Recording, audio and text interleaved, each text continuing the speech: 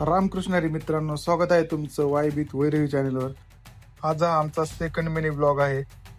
माझ्या घराजवळ खूप मोठा साप निघाला आहे, त्यामुळे मी माझ्या मित्राला राजू शिंदेला फोन करून लगेच साप पकडण्यासाठी बोलवलं. तो दुसऱ्या मिनिटातच तिथे आला आणि त्याने सापाला पाहून त्याने सांगितलं की हा दामन प्रकारचा साप आहे. हा विषारी नसतो, पण खूप चंचल आणि चपळ असतो. पाहू शकता तुम्ही, खूप जास्त चपळ होता तो. त्याला पण पकडण्यासाठी खूप अवघड जात होते. त्याने कमीत कमी 15 ते 20 मिनिटं, नाहीतर जवळजवळ अर्धा तास त्याच्या पाठीमागे लागून सापाला त्यांनी फायनली पकडले.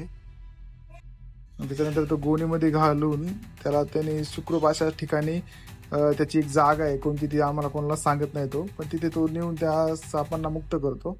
आणि अशा प्रकारे हा ब्लॉग आपण एंड करूया. ब्लॉग आवडला असेल तर लाईक सबस्क्राईब करायला विसरू नका.